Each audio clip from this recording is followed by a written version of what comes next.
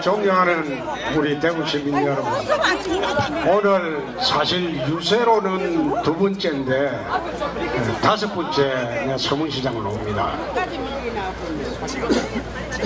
제가 이제 어제도 TV 토론을 하고 오늘 아침에도 방송기자 토론을 하면서 그런 이야기를 했습니다.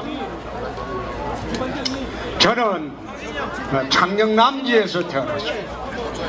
근데 7살 때 우리 집안이 망해서 리어카 끌고 이틀 걸어서 대구 신천동으로 왔습니다. 신천동에서 내 신천국민학교를 다녔습니다.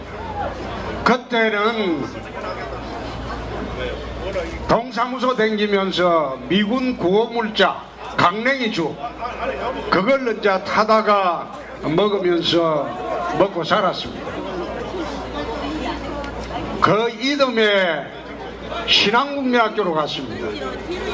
신안동으로 왜 그래 옮겨갔나 하면 저희 아버님이 이제 막노동을 했습니다. 대구로 올라와서 막노동을 하면서 그렇게 먹고 살았어요.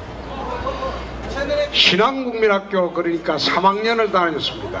그때 제 기억으로는 신안국민학교 3학년 내 21반이었어요. 그 당시에 27반까지 있었어요. 그래서 신안국민학교 1년 다니다가 도시에서 막노동하면서 먹고 살기가 힘들어서 그 다음 또 이틀 걸어서 리어카에 짐을 싣고 창녕읍으로 내려갔어요. 거기서 또 창녕국민학교 4학년 다니다가 또 이제 리어카 끌고 합천으로 들어갔어요. 산골로. 거기서 이제 5학년, 6학년 다니고 대구로 이제 우리 아버지한테 아무래도 아버지 우리가 살 길은 이렇게 빛에 쪼들리고 매일 굶고 이래 사는 것보다 내가 공부라도 열심히 하겠습니다. 보리쌀 2마리 주길래 그거 내가 둘째매고 대구로 올라왔어요. 내당동에서 영남중학교 다니면서 공부를 했어요. 마침 공부는 잘해가지고 그 당시에 공납금을 안 냈습니다. 석 달에 1650원으로 기억을 하는데 맞죠?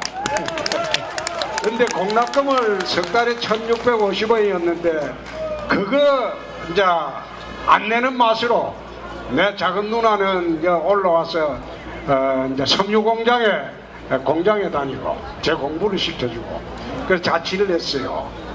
그 6년 동안은 이제 대구에서 내당동에 살다가 그 다음에 비산동에 갔다가 대명동에 갔다가 남산동에 갔다가 이래 이제 돌아다니면서 살았어요. 비산동에 살 때는 이제 사보이 극장 뒤에서 살았습니다. 지금 사보이 극장 없죠? 그래가지고 제가 사보이 극장에서 살다가 근데 육군사관학교 아버지가 아무래도 나 경북대학교 의과대학을 가고 싶었어요.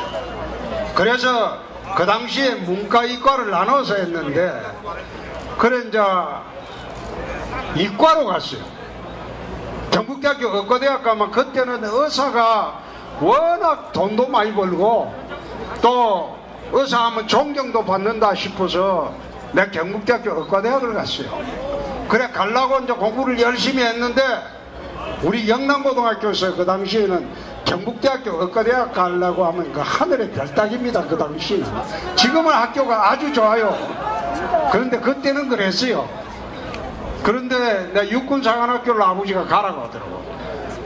등록금이 없다. 이제 줄 돈도 없는데 원래 우리 아버지가 돈 줘서 내 학교 다닌 건 아닙니다만은 그래서 내 육군사관학교 시험 쳐서 합격을 했어요. 합격을 했는데 그해 12월 돼서 우리 아버지가 도둑 누명을 썼어요. 도둑 누명을 썼어요. 작물취득이죠. 비료를 훔친 사람으로부터 작물취득 누명을 딱 쓰는 거 보고 그 경찰한테 붙어 가가지고 이틀을 고생하는 거 보고, 근데 경찰보다 더 높은 직업이 뭐냐? 그래 이야기를 내가 물어보니까 검사를 하면 경찰을 잡을 수 있다고 그러더라고. 그래서 내가 바로 내가 육사 안 간다. 그러고 내가 검사를 내야 되겠다. 그래서 내가 고려대학교 법과대학 이제 가려고 내가 고등학교 가서, 그때는 이과에서 문과 가기가 하늘의 별 따기였어요. 안 됐어요. 그런데 우리 이제 선생님한테 가서 이제 원서를 써달라고 하니까 이거 안 되겠다. 우리 선생님 하는 말씀이, 우리 그 영남고등학교에서 고려대학 법과대학 간 일이 없는데, 닐마 육사됐으면 1년에 한두 명 육사되는데 그거 가지 일마.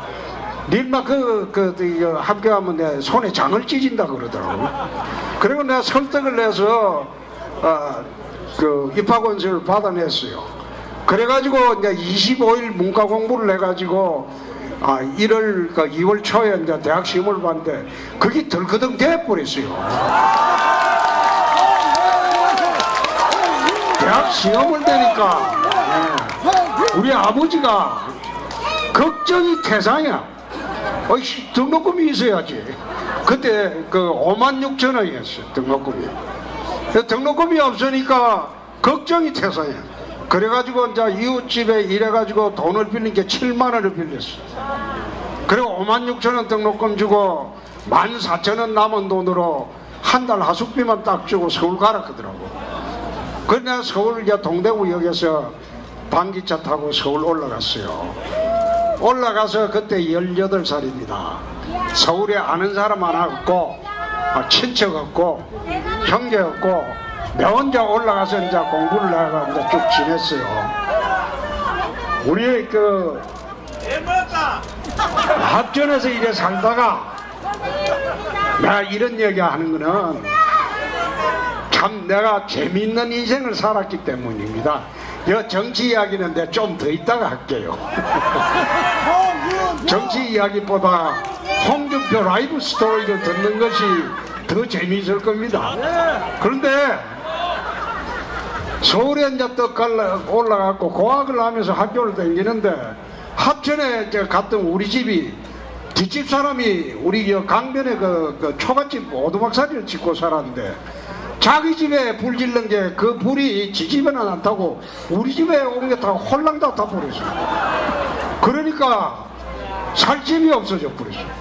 그러니까 이제 그때는 울산이 공업지대가 막 생기면서 굉장히 이제 사람들이 몰려들 때입니다. 그 울산으로 가자. 이래가지고 이제 대학교 2학년 때 저는 고학을 하고 우리 집에 재산을 전부 파니까 그때 74년도 돈으로 32만원입니다. 그 32만원 갖고 울산에 가서 달새방 하나 얻고 누나하고 내 여동생은 공장에 다니고 저 혼자 일했는데 저희 아버지가 현대조선소에 그 이제 밤에 야간 경비원이 있습니다. 그때 현대조선소가 그 단이 없었어요. 그냥 철조망 쳐놓고 바닷가에 그 전라도 바닷가에 철조망 쳐놓고 막 배 처음 지을 때입니다.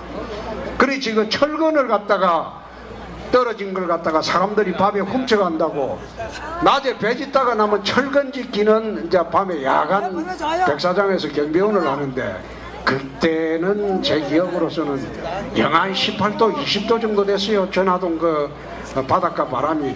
근데 그 추운데 그 회사에서 그 바람막이 하나를 안 해줬어요. 그냥 백사장에 조그마한 의자 하나 놔놓고 밤새도록 지키는 겁니다. 횃불에 했고. 그래 내가 그걸 쳐다보면서 나 같은 니 같은 분을 왜 해야 젊은 같은 거 왜 가는 거지?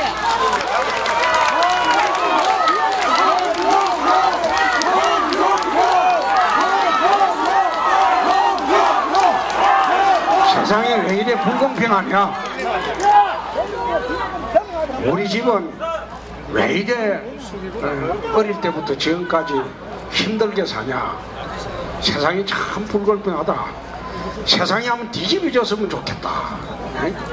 우리도 한번 잘 살아봤으면 좋겠다. 그런 생각을 했습니다. 그래서 내 그런 생각을 했습니다. 내라도 공부라도 열심히 해야 되겠다. 내 아버지가 이렇게 고생을 하면서 살고 있는데 세상이 진짜 이거 한번 뒤집어져 봤으면 좋겠다. 부자가 가난한 사람 되고 가난한 사람이 부자가 되는 그런 세상이 한번 되어봤으면 좋겠다. 내가 그런 세상을 했습니다. 그래서 내가 그런 이야기를 합니다. 제 아버지는 일당 800원 받던 경비원이다.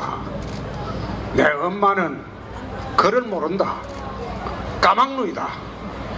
그래, 경비원의 아들도 까막눈의 어머니를 가진 그런 사람의 아들도 열심히 노력하고 정말 바르게 살고 노력하면 대통령도 될 수 있는 세상이 대한민국이다. 난 그렇게 생각합니다.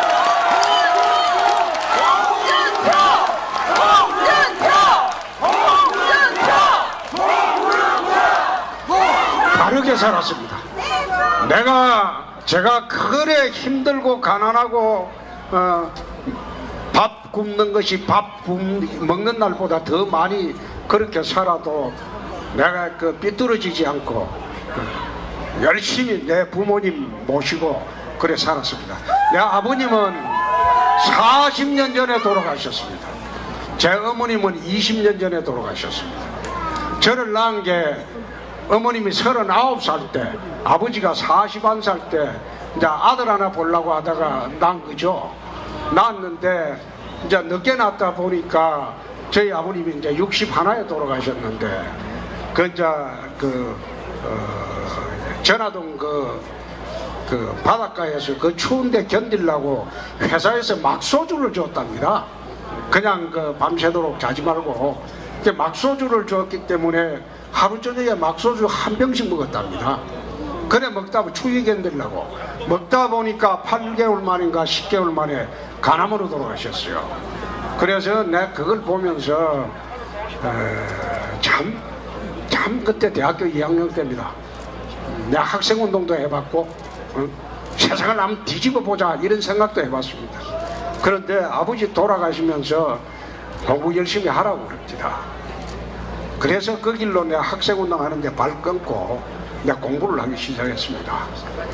정말 세상이 불공평하고 어렵고 가난하고 힘든 사람들이 어떻게 사는지 나는 밑바닥부터 경험을 했습니다. 내 평생을 살면서 그 어렵게 살았던 그 시절 내가 잊지 않습니다.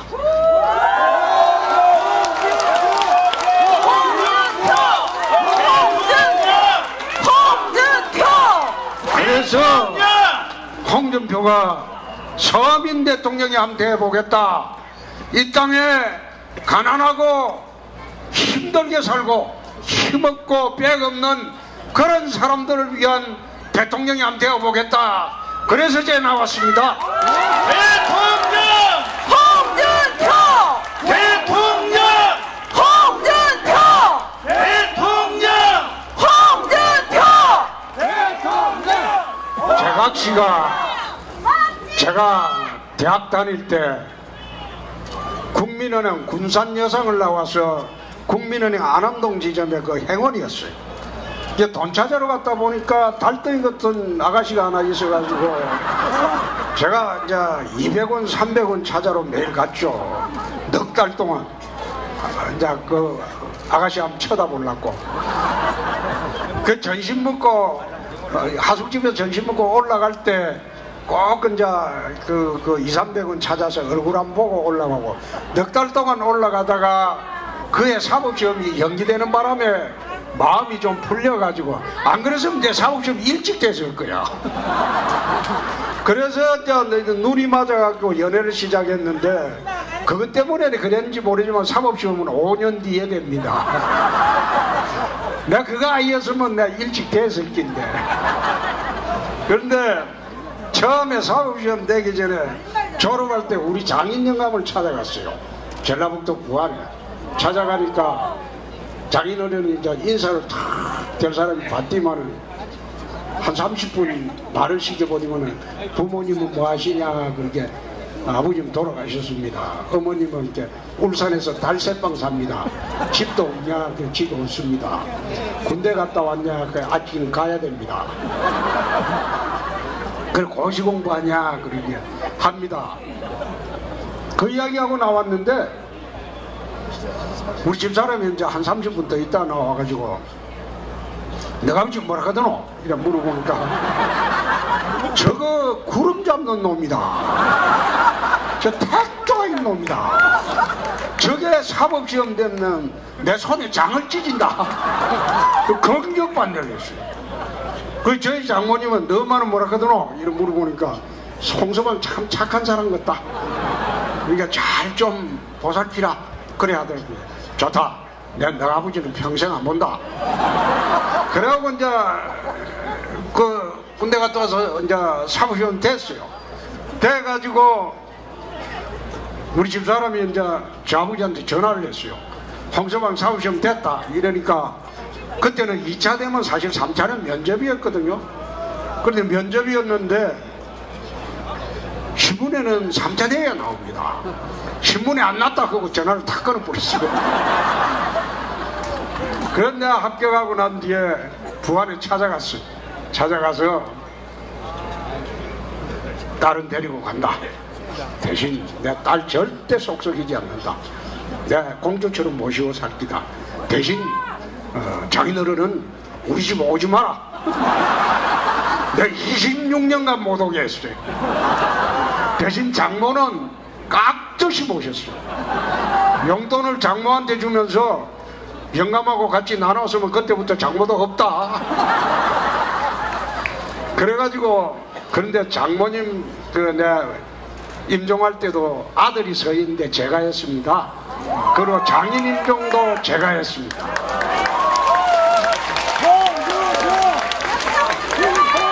저는요 참 인생을 행복해요. 요즘 대통령 선거 나와서 그런 게 아니고 제 두 아들이 있는데 어릴 때부터 지금까지 가장 존경하는 인물 안에 이수신 장군 세종대왕 안 씁니다. 홍준표라고 씁니다. 진짜입니다. 아주 어릴 때까지 지금 36이 됐는데 지금까지 그랬습니다. 그래서 저는 늘 그런 생각을 합니다. 내 아들이 이제 곧 결혼식을 하는데 작년 9월에 둘째 아들이 이제 결혼하기로 약속을 하고 결혼을 하는데 제가 이제 4월 29일 결혼하는데 못 가요. 못 가는 게 유세 때문에 못 갑니다. 그래서 오늘 영상편지 하나 띄워주고 막 장가 가서 잘 살아라. 그러고 내가 이제 오늘 내려왔습니다. 정말 제가 서민 대통령이라는 구호를 내걸은 것은 정말 이 땅에 70%에 달하는 대한민국 서민들을 위해서 5년 동안 홍준표가 서민들의 마음을 알고 서민들이 무엇을 바라는지 그걸 한번 알고 그리고 서민들을 위해서 이 나라를 한번 이끌어보자 그런 취지에서 내가 서민 대통령이라는 구호를 내었습니다. 홍준표 대통령! 대통령 홍준표! 대통령 홍준표! 어젯밤에 이제 JTBC에서 우리 대선 후보 토론을 하는데 내가 문재인 후보한테 물어봤어요. 당신 책을 보니까 운명이라는 책 132페이지에 이래 돼 있다. 미국이 월남전에 패전을 했다.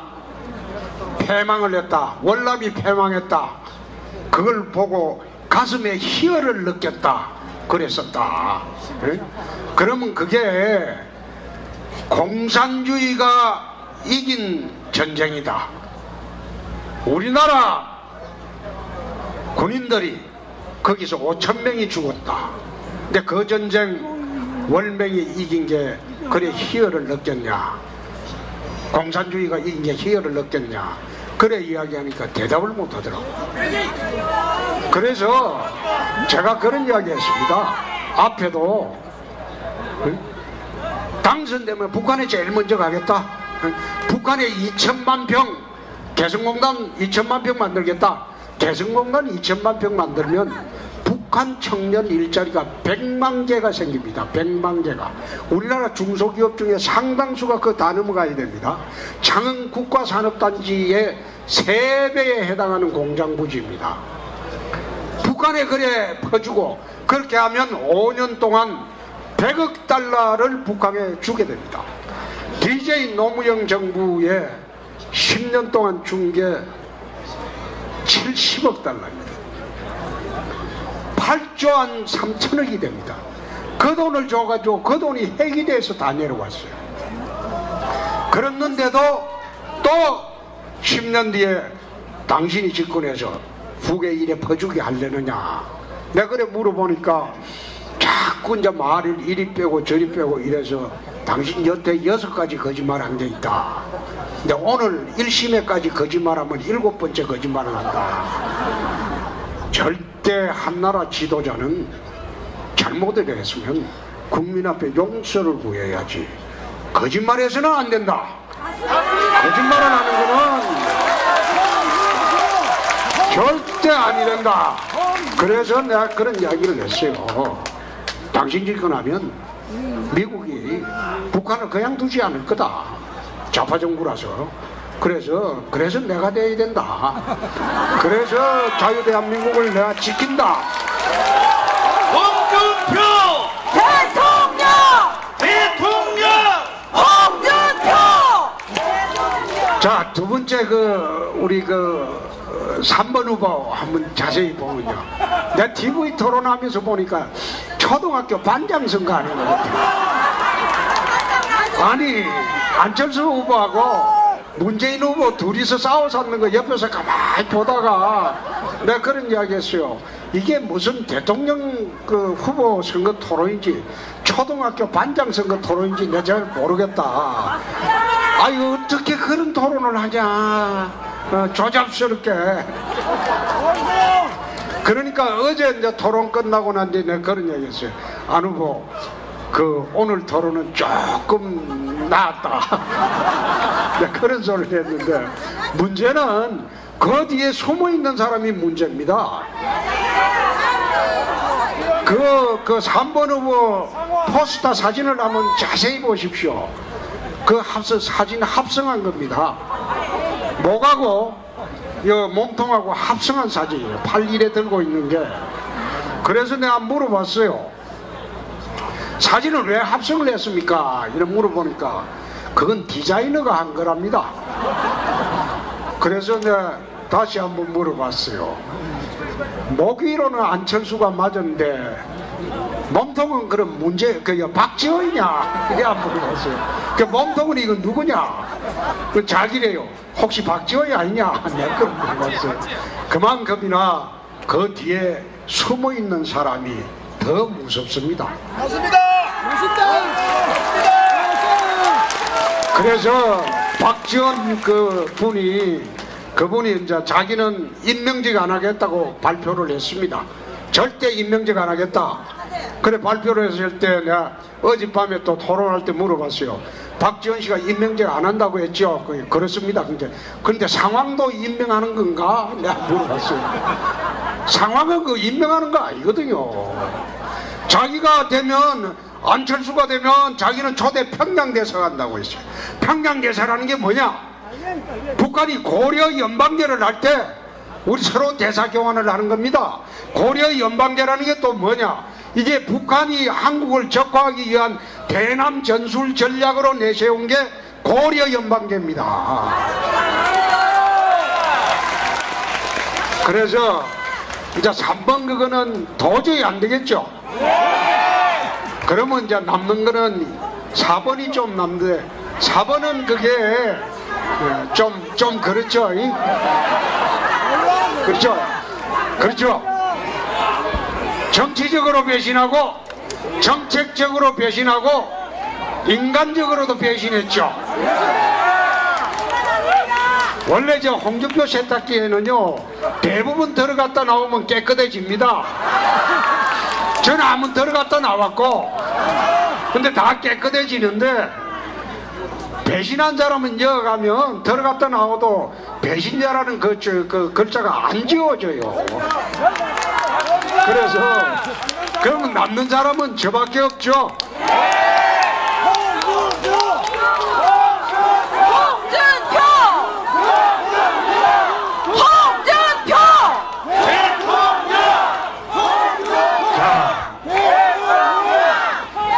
제가 경남지사를 하고 그만둬도 되는데 저 인생 성공한 인생입니다.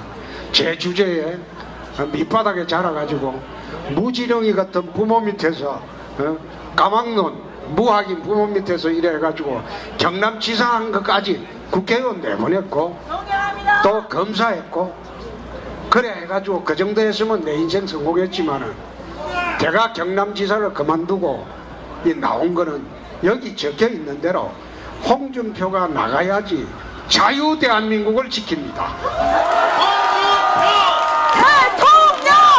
홍준표!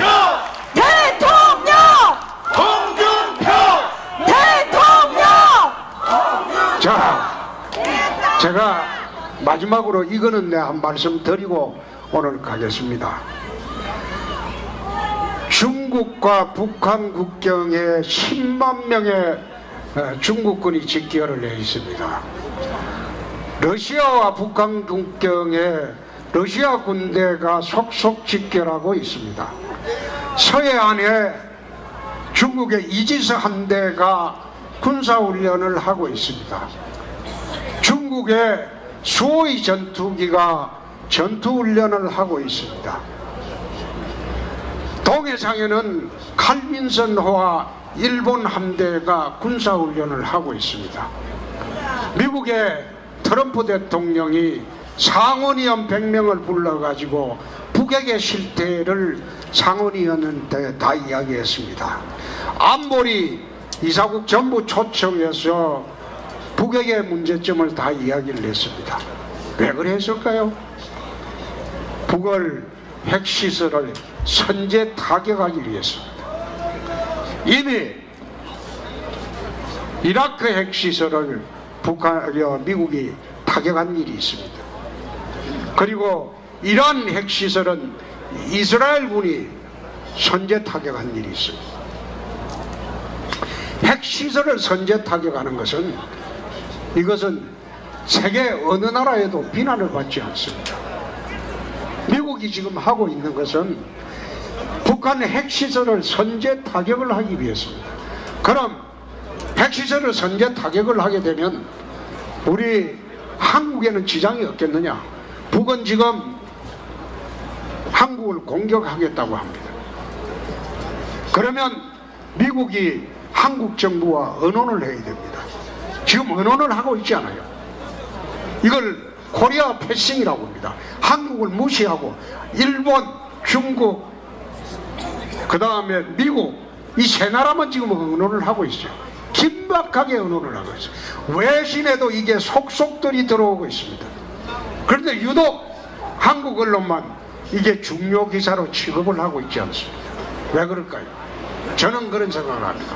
문재인 후보한테 불리하기 때문에 안보 대선으로 긴박함이 더해지게 되면 야당 집권하는데 불리하기 때문에 홍준표가 될까 싶어서 그래서 중요 기사로 보도하고 있지 않습니다. 맞습니다.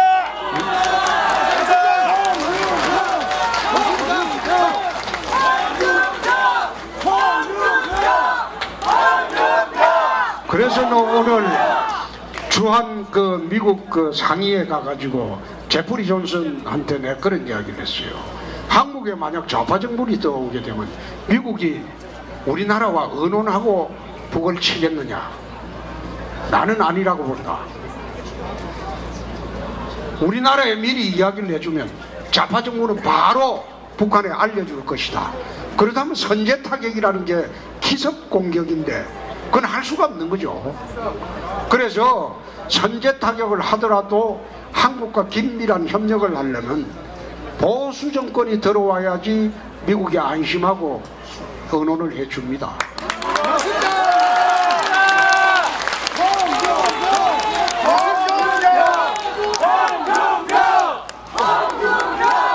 홍준표가 집권하면 미군의 전술핵을 한국 배치를 하도록 하겠습니다. 핵은 핵으로 상대를 해야지 북핵을 없습니다. 지난 20년 동안 외교를 통해서 핵 제기한다는 거 전부 거짓말임이 드러났어요. 그 사이에 북의 핵 기술은 미국 동부 해안까지 갈 정도로 고도화됐습니다. 이제는 방법이 없습니다. 핵은 핵으로 제압을 해야 됩니다.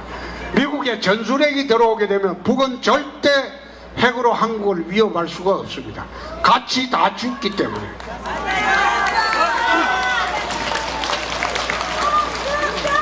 그래서 이런 핵 협상을 미국과 하려면 좌파 정부는 할 수가 없습니다. 핵 도입을 반대합니다. 그래서 더 이상 대한민국 국민들이, 대한민국 대통령이 북한의 김정은한테 굽신거려 비해서 돈 상납하면서 살아야 되겠습니까?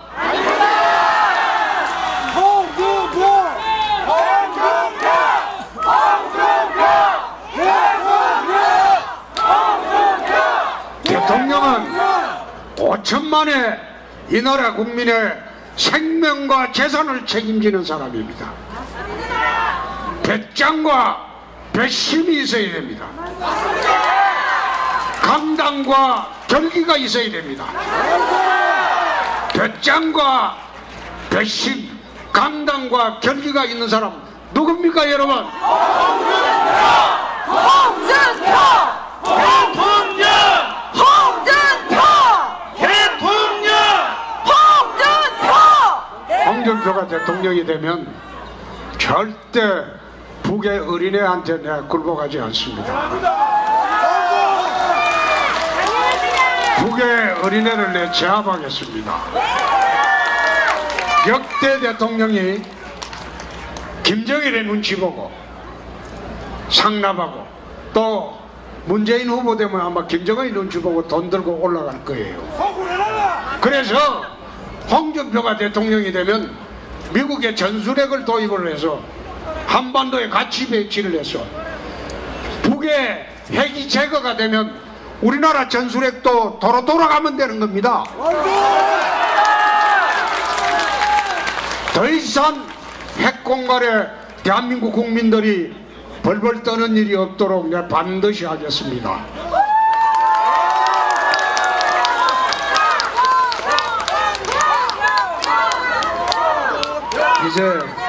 이제 시간이 많이 지났습니다. 많이 지났고 우리 서문시장에 또 지금 야시장을 해야 될 시간이죠. 야시장을 해야 될 시간인데 우리가 이제 비껴줘야 됩니다. 비껴줘야 되는데 정말 내 고향 여러분들 TK는 원래 화끈하지 않습니까? 내가 어젠가 대구 방송 보니까 30몇 프로밖에 안 나오더라고. 그 말이 안 되죠? 고향 분들이 적어도 박근혜 할 때만큼은 붙여줘야 될 거 아닙니까? 그렇죠? 우리 대구 경북에서 홍준표한테 80%만 모아주면 홍준표가 청와대에 들어갑니다. 홍준표! 대통령! 홍준표! 대통령! 홍준표! 호남에서 김대중 대통령한테 지원하는 것만큼 못하더라도 그래도 한 80%는 해주셔야 되죠. 여러분, 네? 조순석 경비원의 아들도 대통령 한번 해봅시다. 까막눈 아들도 우리 대통령 한번 해봅시다.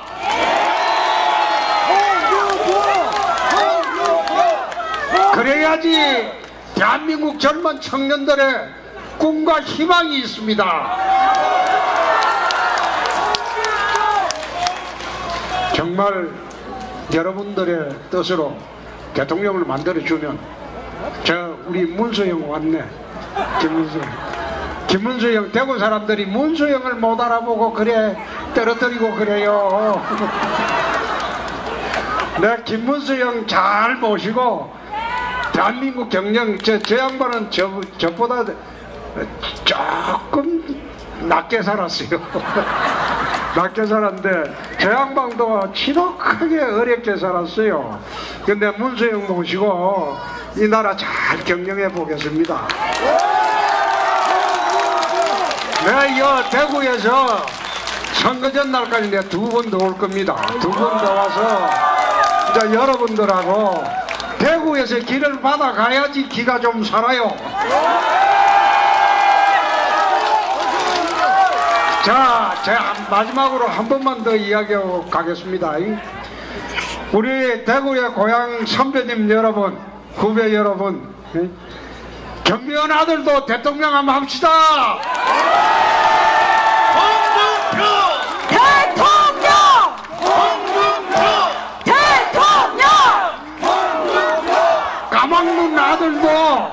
까막눈 아들도 대통령 한번 합시다. 대통령! 홍준표 대통령! 고맙습니다. 정말 고맙습니다. 감사합니다. 자, 대구 시민 여러분, 이제 우리 홍준표 대통령 후보께서 여러분께 큰